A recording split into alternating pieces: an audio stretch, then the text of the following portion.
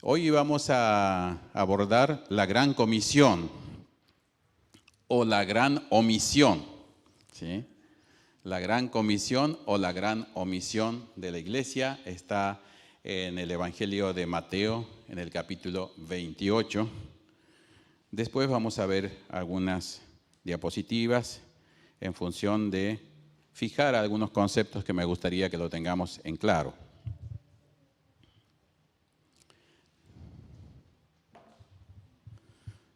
Vamos a orar. Señor, te pedimos tu dirección en la lectura de tu palabra. Sabemos, Señor, que tu Espíritu Santo va a obrar en nuestras vidas, nos va a guiar, nos va a convencer, nos va a acompañar, Señor, en una interpretación sana. Y, Señor, como decíamos en la introducción de este culto, Señor, Jesús viene pronto. Y, Señor, la Biblia misma, el Apocalipsis como libro final del canon bíblico, dice, ven Señor Jesús, ven pronto. Y eso es lo que aspira nuestra alma y esto es lo que aspira también nuestras vidas. Y quisiéramos estar todos delante de tu presencia, Señor. Quisiéramos estar todos anotados en el libro de la vida. Y Señor, vos hiciste todo lo posible como Padre, como Dios, en que Jesús hiciera la obra completa para asegurarnos una salvación perfecta.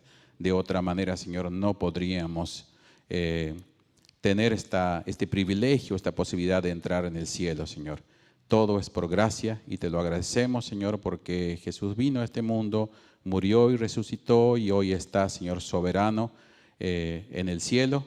Pero también antes de ascender al cielo, Señor, nos ha dejado este gran mandamiento, esta gran recomendación, este gran mandato que es cumplir una misión en el mundo.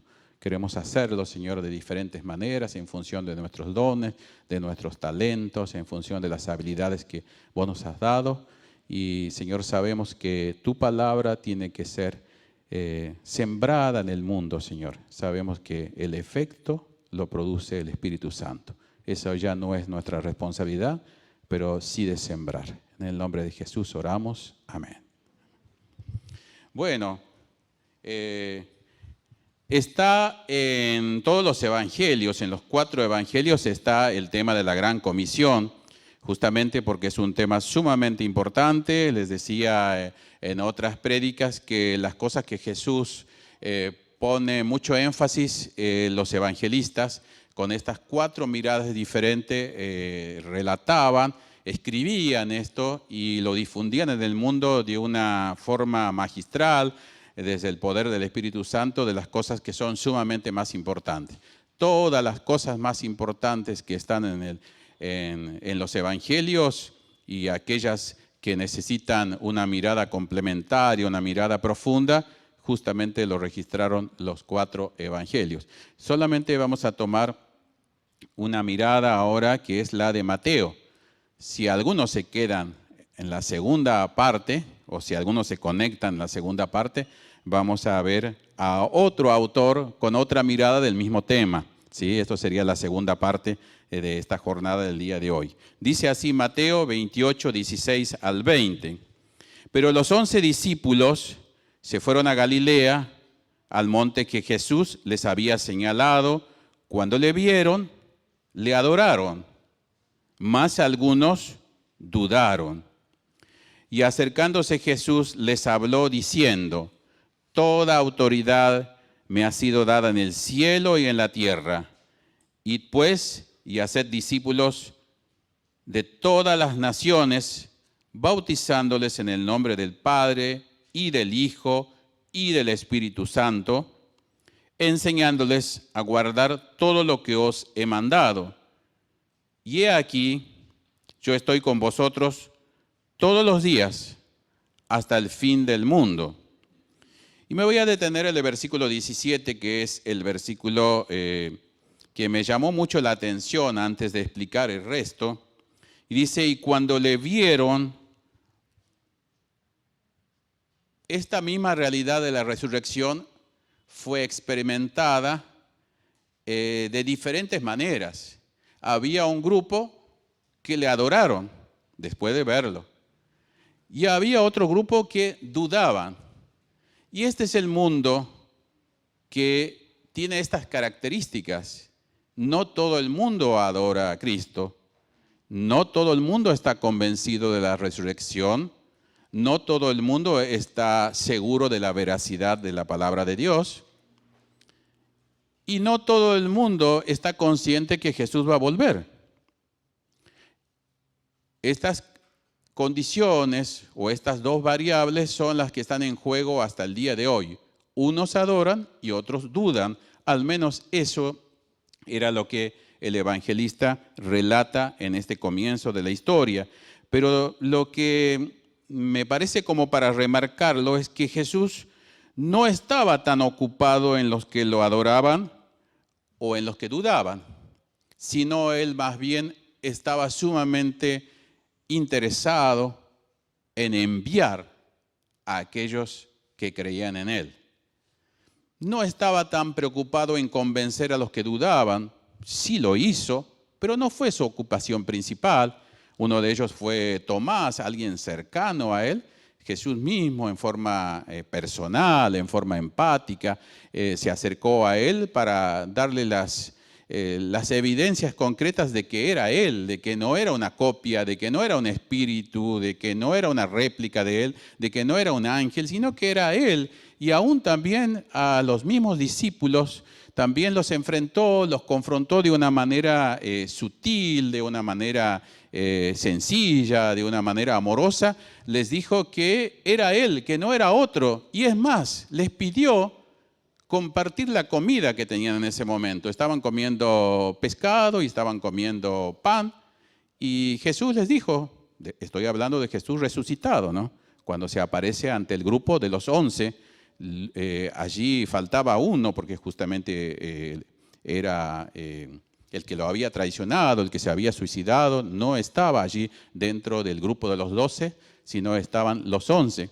Y allí Jesús trata de comer, trata de beber conjuntamente con ellos para que se convenciera de que Él era resucitado. Ahora la pregunta que generalmente nos hacemos, o los que les interesa mucho profundizar la Biblia, es ¿por qué Jesús comió después de resucitar? ¿Comeremos nosotros el día que estemos en el cielo o cuando vengamos a la tierra a reinar con Cristo? ¿También comeremos? Y es una gran pregunta, pero lo único que puedo concluir en esto, y esto es un análisis muy personal, no es una cuestión teológica, es que para un cuerpo glorificado no hay límites. En esto podemos convencernos, ¿sí? Que para un cuerpo glorificado no hay límites de la materia, no hay límites de nada, ni las leyes de gravedad, ni las leyes naturales pueden impedir la manifestación o el traslado de un lugar a otro de un cuerpo glorificado. Es así que Jesús, cuando asciende al cielo, está de alguna manera sobre la ley de la gravedad. Generalmente los cuerpos, a través de la gravedad, a través de la atracción que la Tierra hace hacia su centro, es que todos los cuerpos que se acercan a la Tierra trata de atraerlos a un centro. Todo tiende a caer, ¿sí? Newton ya lo experimentó eso con esa famosa manzana, ¿no? Que él observaba que todas las manzanas de un árbol común y corriente, como podés tener damascos en tu casa, dice que todas caían en forma vertical hacia abajo. Ninguna era hacia arriba, pero Jesús cuando asciende, glorificado, resucitado, Él sube incluso sin necesidad de ninguna ayuda. Entonces, como Él podía no contradecir las leyes de la gravedad, las leyes de la física, las leyes de la química, que transforma, por ejemplo, el agua en vino, esa es una transformación que ni el mejor químico lo podría haber logrado, sin embargo, Él lo ha logrado. Quiere decir que Jesús nunca perdió su esencia de Dios, que Jesús nunca se limitó a las leyes físicas porque Él mismo los había creado. Y más aún cuando Él ha resucitado, Él dice allí, todo el poder me ha sido dado, ¿a dónde? En el cielo y en la tierra. ¿Él gobierna la tierra? ¿Quién gobierna la tierra? ¿Satanás gobierna? ¿Solo? ¿Tiene superpoderes? Como está pidiendo el presidente ahora que por favor el Congreso le dé superpoderes para determinadas funciones, ¿sí? No es el único. Hay otros gobernantes que también pidieron superpoderes. Los emperadores romanos también tenían superpoderes, ¿sí? Rusia tienen superpoderes, en Cuba también tienen todos los poderes. Dice que a Jesús se le ha dado todo el poder en los cielos y en la tierra. Quiere decir que Él gobierna el universo, incluyendo la tierra.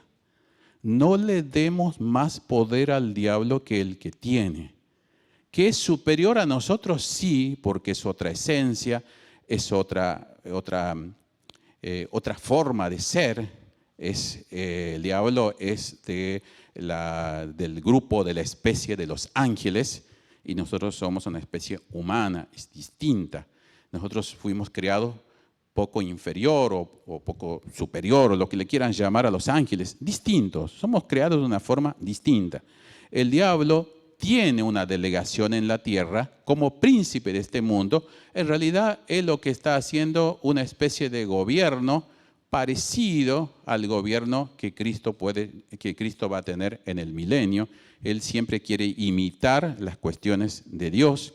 Entonces, Él tiene un poder limitado aquí en la tierra y en los aires, porque Jesús mismo dijo que era el príncipe de los aires, ¿sí? O sea, un gobierno condicionado, pero no tiene los superpoderes. Jesús aquí está diciendo, yo tengo el superpoder en el cielo y en la tierra. Lo que va a gobernar la tierra es el cielo.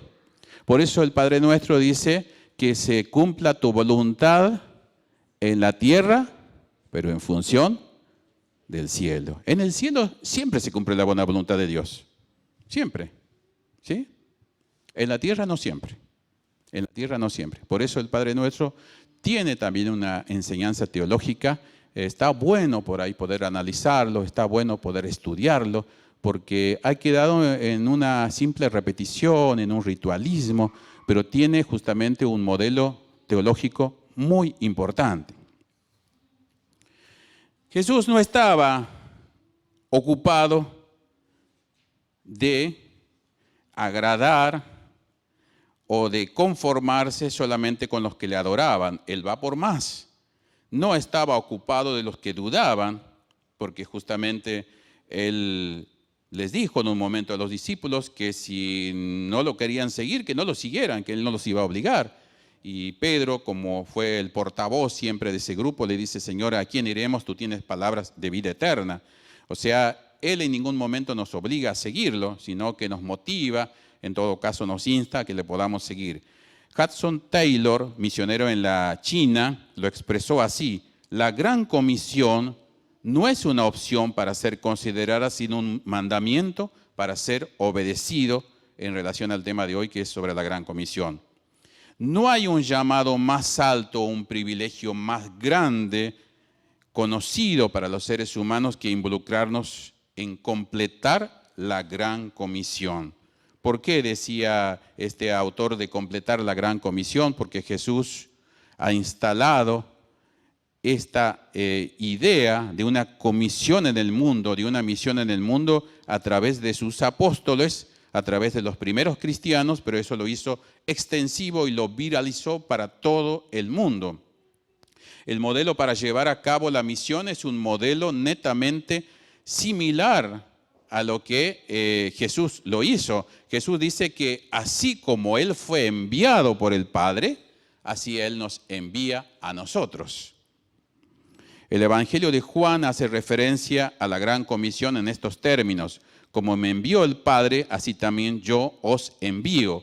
Aquí podemos ver que además de tener el mandato de llevar a cabo la misión, también encontramos el modelo para cumplirlo. Por lo tanto, nuestra misión se ha de modelar a la misión de Jesús. Ahora bien, cuando pensamos en la venida del Hijo al mundo por medio de su encarnación, nos damos cuenta que este es un proceso de mayor identificación cultural que nunca el mundo ha sido testigo de algo parecido. ¿Qué quiero decir con esto?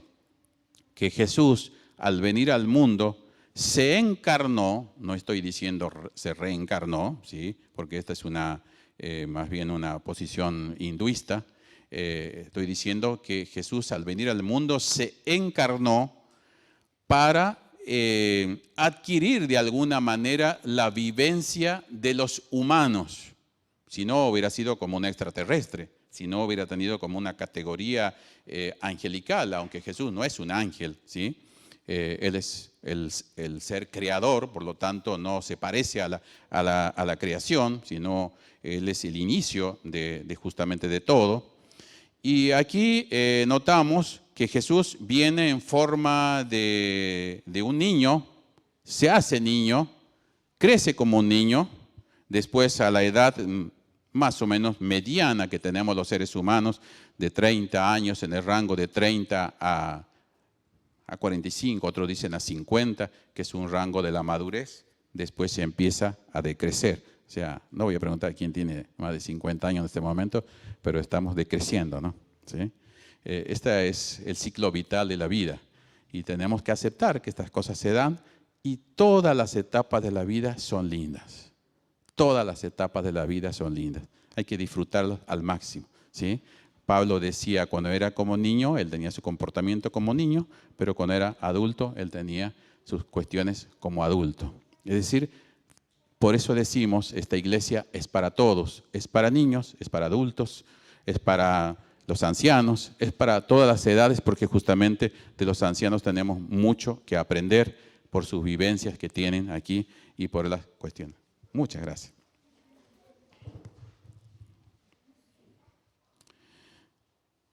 Filipenses 2, 6 al 8 dice, el cual siendo en forma de Dios, no estimó el ser igual a Dios como cosa a que aferrarse, sino que se despojó a sí mismo, tomando forma de siervo, hecho semejante a los hombres, y estando en condición de hombre, se humilló a sí mismo, haciéndose obediente hasta la muerte y muerte de cruz. Es bien cierto que la identificación que tuvo Jesús fue una identificación muy plena, una identificación muy cercana al ser humano. Jamás se mantuvo apartado de la humanidad, jamás se mantuvo apartado de aquellas personas que tal vez nosotros evitaríamos. Se hizo amigo de los desahuciados de la sociedad, de los que están excluidos, de los que los tocaba a aquellos intocables. No podría haberse acercado más de lo que lo hizo, porque lo hizo de una forma totalmente cercana y perfecta. Esto es justamente lo que Jesús hizo con nosotros, que Él tocaba a las personas que tal vez por una cuestión de distanciamiento sanitario, por una cuestión de una enfermedad transmisible, por una cuestión para evitar el contagio, nosotros no lo haríamos. No estoy diciendo que seamos arriesgados y que empecemos a hacer. Hay muchas cosas que podemos imitar a Jesús en diferentes momentos. Pero lo que hizo Jesús es que tocó a los leprosos cuando nadie los tocaba. ¿Sí? No había medidas sanitarias de protección en ese momento. Por lo tanto, los leprosos tenían que cumplir a rajatabla la ley terapéutica sanitaria del distanciamiento. No solamente ellos, cuando se encontraban con otras personas, no solamente tenían que hacer ellos la distancia, sino que ellos tenían que gritar el diagnóstico que tenían, que eran leprosos. Era muy estigmatizante. Y además los agrupaban justamente por patologías similares, es decir, todos los leprosos en un lugar determinado, todos los que tenían problemas de metrorragia, o sea, de sangrados en otro lado. Entonces era un tiempo muy estigmatizante, sin embargo Jesús se acercó a todos ellos, ¿sí? Había una mujer que en uno de los peregrinajes de Jesús dijo que ella estaba cursando una enfermedad ginecológica, una metrorragia, es decir, una hemorragia que no paraba, y que ella había recurrido a la ciencia de ese momento, que era precaria, pero eran profesionales de la salud, que muchos de ellos también eran sacerdotes, y que ella no había conseguido ninguna cura, y ella tenía esta limitación, una que era mujer, la otra que estaba sangrando, la otra que no podían entorpecer en el peregrinaje a los maestros de la época o a los rabinos. Sin embargo, ella sacó fuerzas, se metió en medio de la multitud y dijo, me conformo al menos con tocar algo de la vestimenta de Jesús, su manto, quisiera tocarlo a él. De acuerdo a las leyes sanitarias en ese momento, una mujer en estas condiciones no podía tocar a nadie, sino tenía que hacer el distanciamiento. Tenía que estar en un lugar determinado y tenía que estar aislada. Sin embargo, ella rompe estos esquemas, estos prototipos de la época, y ella va y lo toca a Jesús, y Jesús se da cuenta. Los discípulos no se dieron cuenta. Es más, le decía, ¿cómo te va a tocar a alguien de una forma especial? Porque Jesús dice, fue algo especial, porque salió algo del poder de él se dio cuenta de esto. Él tenía esta conexión con la divinidad siempre, nunca dejó de ser Dios. Lo que pasa, como dice Filipenses, él de alguna manera renunció, se despojó, dejó de lado, no hizo chapa, no mostró su currículum de lo que él era realmente. Entonces, este es un ejemplo para nosotros, para nuestras vidas, que cumplir la gran comisión es de alguna manera tener empatía con la gente, es acercarnos con aquellos que tal vez no se quieren acercar. No digo ahora concretamente en plena pandemia, pero sí digo que a veces la cercanía también es en ponernos en sintonía de lo que le pasa al otro, no necesariamente tocándolo, no necesariamente abrazándolo. Hay muchas maneras de ponernos en el lugar de otro. Y Jesús, con esta mujer, y termino un poquito esta parte, Jesús la cura de ello, y los discípulos le decían, pero todo el mundo te aprieta, todo el mundo está cercano a vos y vos decís que hay alguien que te tocó. Bueno, estas son las cosas que tal vez para nosotros dentro de la multitud decimos todo está perdido, o que todos son malos, o que dentro de la multitud no hay gente fiel a Dios. A veces pensamos de que en un grupo determinado no hay gente que realmente es cristiano, y tal vez son nuestros compañeros de trabajo, tal vez son compañeros en la industria, tal vez son gente que a lo mejor comparte un viaje con nosotros. Sin embargo, en la multitud, Jesús sí sabe quiénes son los de Él, Jesús sí sabe qué necesidades tenemos individuales, porque justamente Él tiene esta percepción divina, este ojo clínico espiritual que tal vez nosotros no lo tenemos. Esta es una forma que Jesús cumplía la gran comisión para la cual su Padre le había enviado. Él dice que Dios le había enviado y de esa manera Él nos envía a nosotros. Penetró profundamente en el sufrimiento y en los dolores de las personas. Se hizo amigo entonces de aquellos que tal vez nosotros no seríamos amigos nunca. Es decir, cuando Cristo vino al mundo lo hizo en reconocimiento de la autoridad del Padre que le enviaba, y de la misma forma nosotros lo podemos hacer con los demás. Pero hay una cosa que quiero destacar aquí antes de pasar a los 4 puntos para concluir. Jesús no andaba diciendo que Él era el Hijo de Dios todo el tiempo, pero Él sabía quién era. No hacía chapa, como decimos vulgarmente, pero Él estaba seguro quién era y quién lo había enviado. De la misma manera, nosotros, cuando cumplamos la gran comisión, tenemos que saber quiénes somos y quién nos envía, sin hacer chapa de esto. Pero una cosa, Jesús se vinculaba con la gente que tal vez nadie se hubiera vinculado. Mencioné a varios, pero Él nunca perdió su esencia. De la misma manera, cuando nosotros cumplimos la gran comisión, no perdamos nuestra identidad, quién nos mandó y quiénes somos, que no nos convenzan. Por ahí este es el error, que a veces por tener tanta empatía, por querer ser como los demás, por tener una cercanía tan plena, terminamos perdiendo nuestra identidad. ¿Identidad de qué? De hijos de Dios. Este es el puntapié inicial para cualquier evangelismo, urbano, rural, mediático, presencial, virtual, como lo quieran llamar en el día de hoy. Nunca pierdan la idea quién los envió. Nunca pierdan la esencia de quiénes son ustedes y cuál es la tarea que tienen que hacer. Así dice Jesús, como me envió mi Padre, yo los envío a ustedes. Él sabía quién lo envió y él sabía quién era, que era el Hijo del Padre.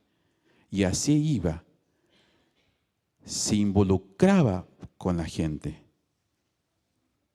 De alguna manera se mimetizaba con la gente, pero no perdía su esencia. Hoy en el día hay un gran movimiento anticristiano, en los cuales somos muy bombardeados por diferentes maneras, que si nosotros no estamos conscientes de quiénes somos y quién nos sostiene, es posible que perdamos valores, principios, doctrinas y hasta la fe. No me animaría a decir la salvación. Hay que estar seguro si somos salvos o no. Nadie pierde lo que no tiene. Pero puede que a lo mejor estemos convencidos porque venimos a la iglesia, porque hacemos obras de caridad, porque diezmamos, porque ofrendamos, que de esa manera es la prueba suficiente para decir somos salvos. No. No somos salvos por hacer cosas. No somos condenados por hacer cosas pequeñas o grandes. Somos salvados por gracia. Es un regalo. No merecíamos nada para este regalo. Como tal vez cualquiera de nosotros hemos recibido regalos y nos encanta recibir regalos. El regalo se entrega con la mejor intención y dicen algunos psicólogos que uno a veces regala lo que a uno le gusta. No le preocupa tanto lo que al otro le gusta, ¿no?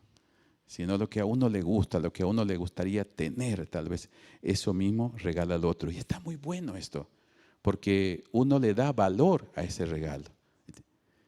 Así también, cuando lo hacemos para Dios, también tenemos que hacerlo como nos gustaría que hicieran con nosotros, de calidad, con honor y saber para quién lo estamos haciendo. Entonces hoy hay un movimiento muy grande que tiene que ver con algo profético, ¿sí? Hoy Silvia hablaba sobre la segunda venida de Cristo, tiene mucho que ver con la reflexión de hoy, pero uno de los indicadores sociales, políticos, y yo me detendría más bien en un indicador espiritual, que es lo que nos convoca en el día de hoy. ¿Saben cuál es el indicador espiritual que nos hace pensar que la venida de Cristo está cerca? Es por el movimiento de la apostasía, que se ha desencadenado en forma global en contra de la familia, en contra de los íconos del cristianismo, en contra de las iglesias, en contra de la Biblia, en contra de los valores cristianos. Hacía años que no se había despertado un movimiento tan grande como el día de hoy. Y este es un indicador espiritual que serviría para pensar, para intuir de que la venida de Jesús está cada vez más cerca que nunca. Por supuesto, para todas los grandes acontecimientos, para las cuestiones más elementales, esenciales de la vida, nunca tome solamente una sola variable, toma varias. De la multitud de variables, de la multitud de consejos, está la sabiduría. No tomemos solamente el movimiento de la apostasía, tomemos otros movimientos más paralelos, que no es el tema de hoy, pero podemos llegar a analizar en algún momento. Son varios que no habían acontecido. Una hermana que tengo que es bastante agnóstica, ella me decía, guerra siempre hubo, persecuciones siempre hubo, hambre siempre hubo, sí, pero no de la magnitud y la frecuencia que hay en este tiempo. Apostasía también hubo, ya en la época de los discípulos, las cartas justamente fueron escritas, las cartas pastorales fueron justamente para contrarrestar movimientos de apostasía que ya había en ese momento, ¿sí? Y también Jesús sabía que había movimientos apóstatas, o sea, de abandonar la fe. Pero tanto una frecuencia tan activista y tan global como en el día de hoy, y que se ha viralizado esto a través de los medios de comunicación, nunca antes había ocurrido. Otra de las cosas como indicador espiritual es la predicación del Evangelio. ¿Te imaginaste alguna vez que el Evangelio iba a ser predicado hasta lo último de la tierra? Porque pensábamos que solamente el Evangelio se podía predicar a través de las migraciones, en forma presencial y real. No nos imaginábamos de que podíamos hacerlo en forma virtual, a través de los medios de comunicación, a través de los medios de comunicaciones nuevos, y que las tecnologías y la ciencia se iban a multiplicar de tal manera que hoy apretamos un botón aquí y puede repercutir en la China algo. Ustedes saben que en las, bueno, aquí hay militares, ¿no? No voy a meterme en ese tema, pero ustedes saben que hoy por hoy hay muchas armas que son en forma activadas de forma remota. Hoy ya no necesitamos ir a tener un cañón y, bueno, apretar, no sé cómo se llaman las cuestiones de los cañones, ¿no? Pero apretar una tecla, qué sé yo, apretar una llave. Hoy por hoy, una bomba puede ser activada a través de un celular, y no estoy haciendo apología de la violencia, sino estoy diciendo que cómo la tecnología sirve para bien y también para mal. No necesitamos estar en el lugar de combate para hacer pasar, qué sé yo, un avión en forma no tripulada. Hoy ya lo sabemos que para hacer un avistaje se necesitan como esos aviones no tripulados chiquitos que parecen juguetes, que son los drones. Los drones, ¿no es cierto, hermano? Vos estás en el ámbito militar, surgieron justamente en los trabajos de los militares, ¿no es cierto? De ahí surgieron. Y si hoy se han popularizado. Hoy nos pueden ubicar en cualquier parte del mundo con un mecanismo que se llama el GPS. Surgió también de ámbitos de la guerra, de militares. Toda la Tierra está formada por coordenadas y eso está diagramado por diferentes líneas, y que el mundo está dividido y saben, por ejemplo, quieren ir a la selva, lo que estaba leyendo, cómo los ubicaron en algunos campamentos de la FARC, que ha sido como por 50 años los guerrilleros que estuvieron en Colombia muchos años, 50 como mínimo, y a ellos tenían una forma de camuflarse en la selva de una forma extraordinaria, no los podían encontrar. ¿Saben cómo los encontraban a veces? Cuando pasaban el número de coordenada. A veces los encontraban fácil. Y es algo increíble cómo la tecnología trabaja con tanta precisión. Vuelvo al tema del Evangelio. Dice que va a ser predicado hasta lo último de la tierra. ¿De qué forma? A través de las redes, a través de la comunicación moderna, a través de la radio. Había unos misioneros que comentaban una tarea concreta, y estamos en el tema de la Gran Comisión, cómo la Gran Comisión hoy en el día la tenemos que entender con las nuevas tecnologías, con las migraciones, con la sabiduría humana también, que crea cuestiones que facilitan también la obra de Dios. Los primeros misioneros, para cumplir la Gran Comisión, por ejemplo en el caso de Pablo, usaban barcos. ¿Y de quién eran los barcos? Y los barcos eran por lo general del Imperio Romano, pero el Imperio Romano era enemigo de los cristianos. Pero Pablo sacaba pasajes porque él había sacado una categoría de doble ciudadanía, tenía su pasaporte que decía que era ciudadano romano también. Por lo tanto, él tranquilamente podía usar los barcos romanos. ¿Para qué? Para evangelizar. ¿Se dan cuenta cómo si los utilizamos las nuevas tecnologías en el día de hoy sirven para cumplir la gran comisión? Ahí lo tenemos a un evangelista medio retobado, ¿sí? Como alguno de nosotros, ¿sí? Como un Daniel Bustamante por ahí en una época, a Jonás. ¿Jonás qué utilizó? Un barco. Un barquito chiquito. No, un barco que lo llevó a Tarsis, o eran de Tarsis esos barcos.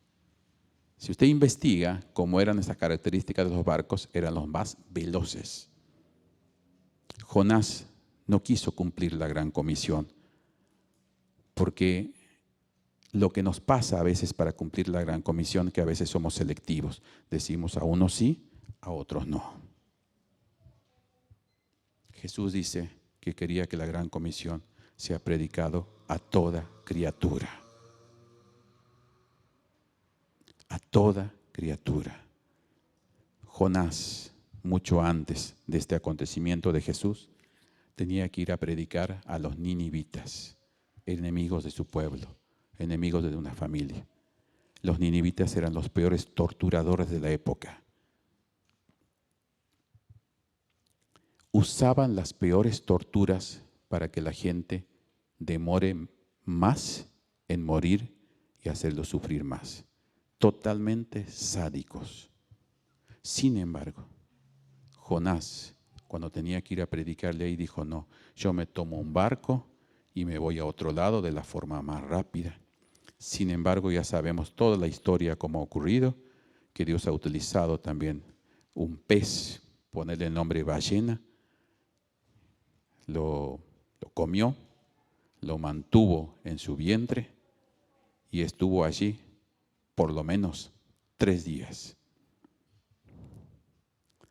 Si usted me pregunta cuándo orar y dónde orar, pregúntele a Jonás.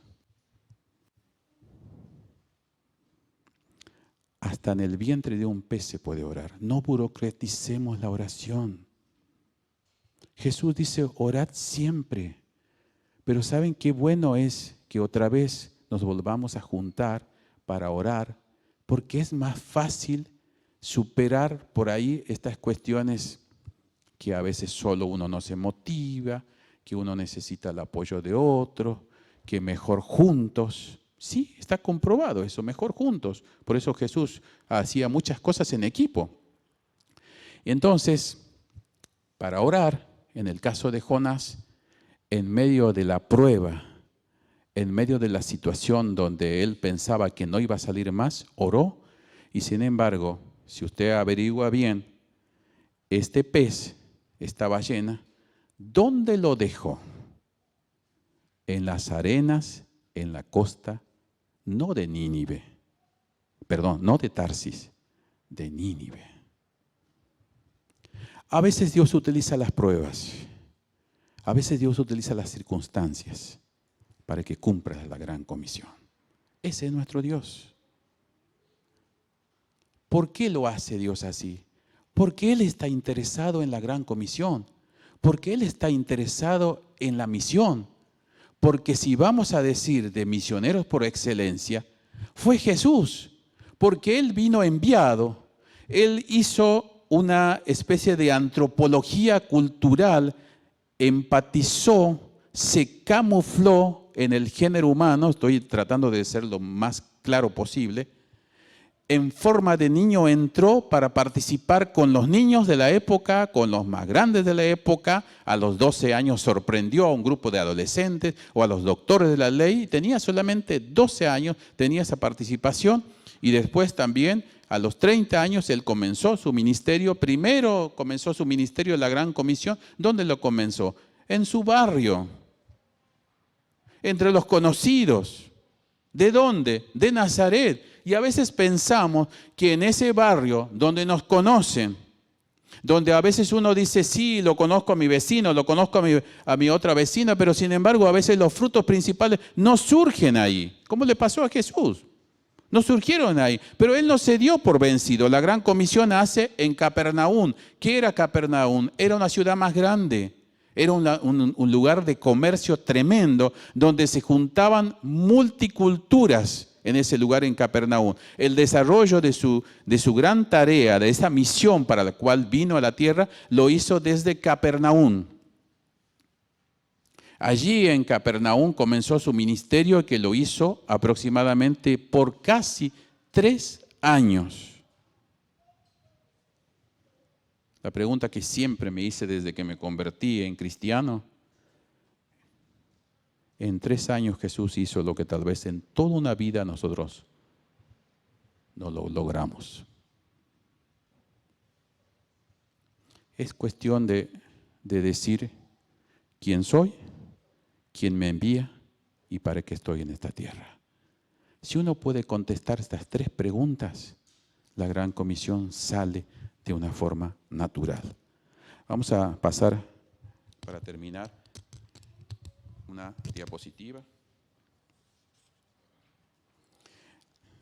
La gran comisión no es una gran sugerencia de Jesús, no es una opción, es un mandato. Todo el mundo necesita a Cristo.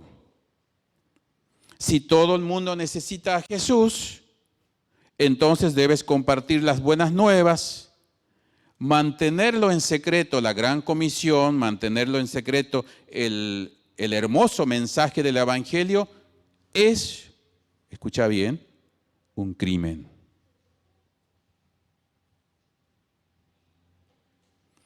Mantener en secreto la cura de la condenación, mantener en secreto este gran mensaje que es para todos y que a Jesús le costó su propia vida, es un crimen. De la misma manera que aquel científico que oculta la cura del coronavirus. Es un crimen lo mismo que aquel científico que sabe o descubrió que para el cáncer hay una cura. Cáncer, hay muchos tipos de cáncer. Pero suponete para el cáncer más agresivo que pueda haber, si existe la cura, ese científico, si sabe que ya tiene la medicación y que ya tiene la forma de curar, si no lo hace, es un crimen. Lo mismo pasa con aquel científico que tal vez tiene la cura del HIV, del SIDA. Usted me puede decir, bueno, pero hoy la gente no se muere de SIDA porque ya se cura. No, no tiene cura. Lo que se ha logrado es la actividad letal del virus, es bajarle esa potencia del virus, reducirlo al mínimo, de manera que se transforma en una enfermedad crónica. Dicen algunos científicos que en el 2000, estamos en el 21, que en el 2030, esto es una mala noticia para los que administran la salud, aquí al SEBA, que administra una obra social. Dice que en el 2030 hay muchas probabilidades de que un 60% de enfermedades se transformen en crónicas. Como que va llevando las cosas para ese punto. El SIDA, la diabetes, la hipertensión, son enfermedades que no tienen cura. Sí, podemos vivir con ellas, podemos convivir. También se dice que el coronavirus no va a tener cura, pero que se va a transformar en una enfermedad crónica y vamos a tener que aprender a convivir. Y así con muchas enfermedades. No lo tome como una cuestión tácita esto, sino son interpretaciones, lecturas de algunas corrientes que leo por ahí de algunas universidades, que me meto por ahí en alguna bibliografía que me interesa, que son de divulgación científica, que son interesantes, que por ahí nos sirven a todos.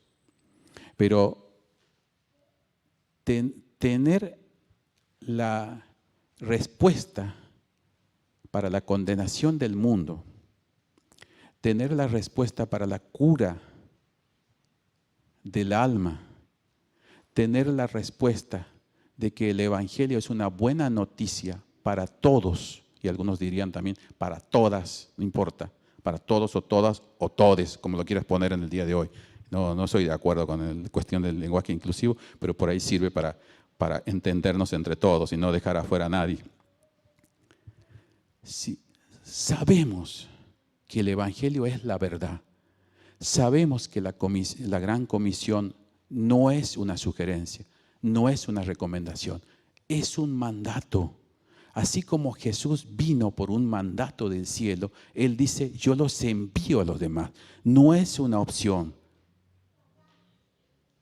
no es una omisión, es un mandato. Por lo tanto, si no cumplimos la gran comisión, si no contamos esta verdad, si no comentamos a la gente que esto es la salida para su situación, para que pueda estar en el cielo, como decía Silvia en el día de hoy, para que esté en el libro de la vida, si no lo hacemos, es un crimen. Míralo de esa manera. A mí me conmovió pensar de esa manera. Saber la verdad y no decirla es un crimen.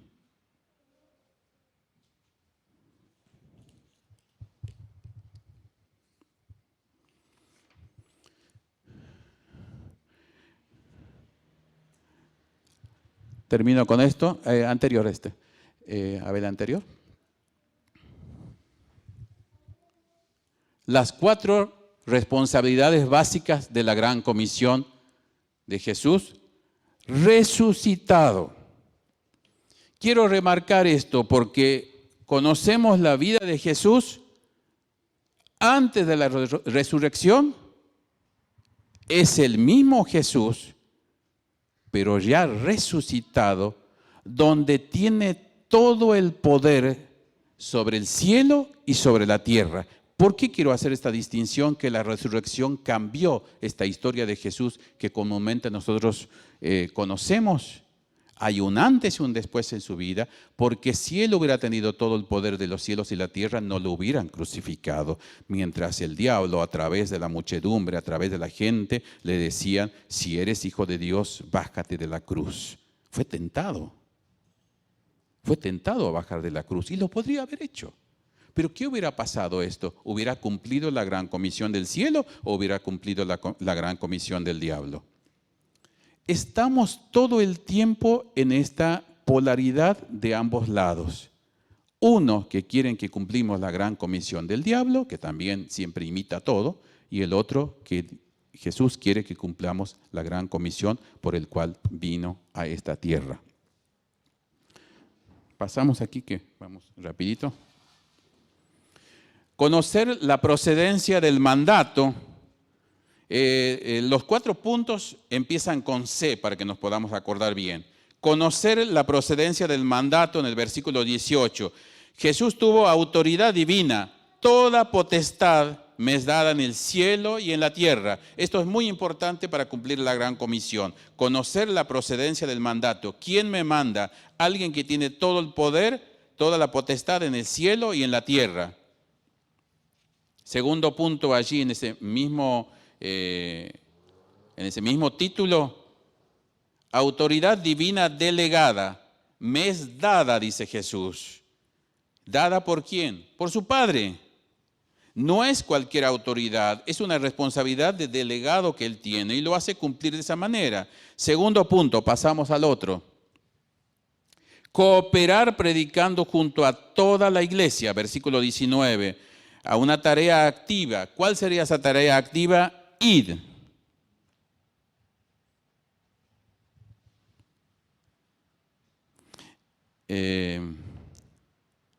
Yo hoy cuando leía a otro autor, decían que los predicadores o la mayoría de los cristianos decimos, vaya a tal lugar que hay sanidad, vaya a tal lugar que se predica el Evangelio, vaya a la iglesia a tal lugar. Jesús dice, id, vayan ustedes a buscarlo, no esperen que vengan. ¿Cómo cambia el chip?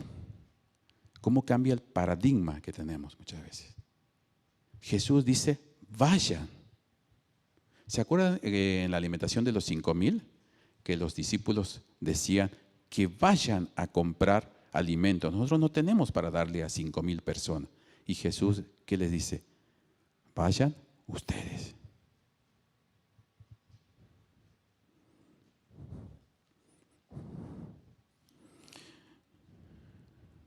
¿Se acuerdan los discípulos que le dijeron a Jesús cuando le invitaron a la gran cena? Y dicen que la casa no se había llenado, que había lugar todavía. Y Jesús, ¿qué le dice? Vaya de vuelta a buscar. Primero, ¿a quién habían buscado? A sus amigos, a la gente donde había un vínculo, a la gente donde uno es a veces exclusivo o selectivo con el Evangelio, a unos sí y a otros no. El Evangelio es como aquel gran arquero que apunta la lanza, que apunta la flecha. Tiene la potestad de apretar la cuerda para que la flecha salga. Pero nunca, ningún arquero en el mundo sabe hasta dónde va a ir la flecha. Lo mismo es cuando predicamos el Evangelio. Nunca sabemos a cuántos va a impactar, a cuánto va a llegar ese mensaje. Y esa persona convertida y flecha, ¿qué va a hacer en el mundo? Ustedes saben que Billy Graham era un drogadicto, excluido de la sociedad cuando era jovencito. Y un día de desesperación necesitaba buscar que le dé sentido a su vida. Fue a una congregación y los sugieres lo vieron así maltrecho, tal vez flasheado, como dicen los chicos. Y no fue bien recibido. Él se fue a otro lugar y le pasó algo parecido. Pasó a otro lugar y lo recibieron. Nunca supieron que esa persona iba a llenar estadios, iba a llenar el mundo de gente rendida a Cristo. Cristo dice, vayan ustedes. ¿Para qué? Hagan discípulos. El hacer discípulo es mucho más que predicar el Evangelio. La gran comisión es mucho más que predicar el Evangelio. Hacer discípulos, ¿dónde? En todas las naciones. ¿Y qué vamos a hacer con los discípulos? Enseñarles. ¿Enseñarles qué? Todo lo que Él nos ha enseñado. Ustedes saben que la palabra discípulo en griego tiene la misma raíz etimológica que significa o discípulo o testigo, más que nada testigo, es una palabra en el griego que significa mártir. Tiene la misma connotación en el griego, ser testigo que ser mártir. Jesús dice, vayan y hagan discípulos, enseñándoles lo que yo les he enseñado. Y también dice, bautizándolos, no en los nombres, dice en el nombre del Padre, del Hijo y del Espíritu Santo. Si usted no pensaba que la Biblia menciona la Trinidad, Jesús mismo se encarga para expresar de que son tres personas distintas en una sola divinidad, imposible de entender para nosotros. Todo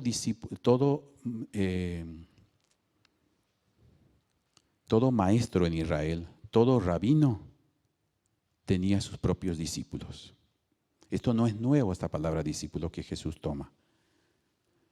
La gran diferencia es que Jesús dice, vayan, hagan discípulos, pero esos discípulos no era para Pedro, no era para Pablo, no era para Lucas, no era para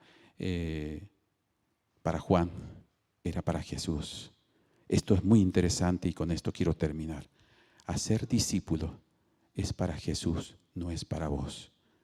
El chip que tenemos que sacarnos y esta estructura es que la gente, cuando lo discipulamos, queremos que se parezcan a nosotros, queremos que se amolden a nosotros, queremos que nos sigan a nosotros, y si no nos siguen a nosotros nos sentimos mal. Hacer discípulos desde la perspectiva de Jesús es muy distinta a los rabinos de los judíos, es hacer los discípulos para Él. Después Él se encarga. Y así pasa con nuestros hijos, y así pasa con nuestros nietos, es hacer los discípulos para el Señor. Si vos cambiás esta perspectiva, si vos cambiás esta nota para tu vida, te vas a dar cuenta que entregar un hijo, cuando nos presentamos aquí, es despojarte de este hijo y decirle: Señor, esto es tuyo. Yo lo único que tengo que hacer es encargarme de cuidarlo, como hizo María con Jesús. No se imaginaba ese hijo cuántas cosas grandiosas iba a hacer en el mundo. Ella lo cuidó así. Ella sabía que no era de él. Cuando nosotros tenemos un apego tremendo de nuestros hijos son discípulos nuestros y a veces se parecen más a nosotros que a Jesús y fracasamos. Y queremos que sigan a Jesús de grande, pero nunca, tal vez nuestro error, y me anoto en este error, muchas veces queremos hacerlo nuestra imagen y semejanza. Hacer discípulos de la perspectiva de Jesús, y lo que está hablando en la Gran Comisión es hacerlos discípulos para Él. Juan el Bautista tenía sus propios discípulos, pero cuando Juan el Bautista se encontró con Jesús, él dijo: vengo yo y mis discípulos y nos rendimos para ti. Juan era uno, otros dos también eran discípulos de Juan el Bautista, pero sin embargo, cuando el Juan el Bautista, ese maestro, se convierte, dice: yo y mis alumnos van a ser tuyos. Hermanos, si no cambiamos esta perspectiva, si no profundizamos este dato teológico, no vamos a conseguir de que la gente siga realmente a Cristo. Vamos a orar. Señor, te damos gracias por tu palabra. Te damos gracias, Señor, por la gran comisión. Te damos gracias, Señor, porque sabemos que ser testigos es lo mismo que ser mártires. Queremos ser discípulos, Señor, tuyos. Y esto nos demanda, Señor, muchas veces sufrimiento, renuncia, despojarnos, como vos nos enseñás, Señor, como nos enseña Filipenses, que fue escrito por Pablo, que se despojó a sí mismo, siendo igual a Dios, no se aferró como cosa semejante. Señor, si la semilla no cae a la tierra y no muere, no puede vivir. Señor, te pedimos perdón muchas veces porque hemos instruido a las personas como para nosotros, para que nos agraden a nosotros. Y no los hemos instruido para que te agraden a ti, para que te conozcan el único Dios verdadero y a Jesucristo a quien has enviado. Señor, quizás todavía no vienes. Tal vez hay muchos indicadores que ya dicen tu pronta venida. Pero tal vez no vienes, Señor, porque quieres que todas las personas sean salvas y vengan al conocimiento de la verdad. No contarles, no transmitirles la verdad es un crimen. Tal vez no vienes, Señor, ahora en esta noche porque quieres que tal vez un ser querido esté en tu lista. Cuando allá se pase lista, Señor, queremos que nuestros hijos, nuestros nietos, nuestra esposa, nuestro esposo, todos nuestros seres queridos, nuestros amigos, conozcan esa verdad. Señor, ¿cuándo va a terminar la gran comisión? La gran comisión va a terminar cuando vengas. Es poco tiempo. Ayúdanos, Señor, para reflexionar sobre esto. O la gran comisión, o es una gran omisión. Señor, muchas veces estamos preocupados por lo que va a suceder aquí adentro, pero vos nos decís: id, vayan a buscarlo en las plazas, tal vez a tocar, a traerlos a los que nadie se encargan de ellos, a las personas con discapacidades, a los estigmatizados, a los que hablan lenguaje inclusivo, a los que usan tal vez un pañuelo verde. Somos selectivos, Señor, para cumplir la gran comisión cuando vos nos mandaste a predicarles a toda criatura, y toda es toda. Y a veces hasta nos cuesta, Señor, hacer un pequeño sacrificio de venir para acá o de conectarnos o de interesarnos por tu causa. Y mi pregunta es, Señor, ¿estaremos dentro del movimiento de la apostasía que nos llevará puesto a toda nuestra familia? Es tiempo para reflexionar, es tiempo para pensar, es tiempo para buscar a Dios. Es tiempo para contar esta verdad. Señor, vos nos mandaste.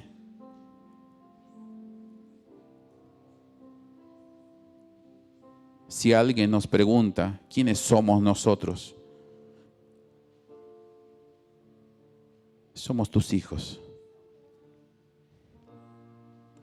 ¿Y quién nos mandó?, decía Moisés. Si me preguntan quién, Faraón, ¿quién te mandó, Moisés? Dile, yo soy. ¿Sabemos quién es el yo soy que nos envía? Si vamos con nuestras habilidades, si vamos con nuestra sabiduría, si vamos con nuestro estatus académico o no, fracasamos. Damos lástima. El diablo nos da vuelta. Pero cuando sabemos quiénes somos y quién nos mandó, el diablo huirá de nosotros. Vamos a resistirlo al diablo. Es un enemigo que ya tiene la sentencia de fracaso total. Jesús en la cruz expuso al universo que Él venció a todos los imperios de este mundo, incluyendo al imperio de la muerte, y al que tenía la muerte, se refiere al diablo, un enemigo vencido. Y muchas veces tenemos más miedo del diablo que miedo de ti, Señor. Y no te tenemos que tener miedo a ti, Señor, porque tú eres un Dios bueno. Tienes pensamientos buenos para nosotros, de paz, de bienestar para nuestras vidas. Y tenemos que declararlo así, como un Dios bueno. Jesús no vino para condenar al mundo, y a veces lo hacemos sentir y lo hacemos pasar como que Él es el condenador, que van a ir al infierno. Y muchas veces les predicamos a la gente con el gatillo del infierno. Y la idea es que Jesús vino por todo lo que se había perdido. Él vino a salvar lo que se había perdido. Él no vino para condenar el mundo. Él vino para salvarlo. No decirlo esto es un crimen. Bendice nuestras vidas, Señor. En el nombre de Jesús. Amén y amén. Pasamos estos puntitos para que por ahí, si lo quieren grabar. Conocer la procedencia del mandato. 1, cooperar predicando junto a la iglesia. 2, 3, cuidar a los nuevos creyentes, asegurando su identidad en Cristo, bautizándolos, profundizando su relación con Cristo. Por último, confiar en la presencia de quien nos envía, su presencia segura. Estoy con vosotros. Es una tarea del Espíritu Santo, una presencia continua todos los días, una presencia perdurable hasta el fin del mundo. Estos son los 4 puntos que lo vamos a publicar a través de las redes, para que lo tengas en claro. La gran comisión es esto. Sencillo. No decirlo es una gran omisión. Que Dios te bendiga. Vamos a dar un aplauso a nuestro Dios.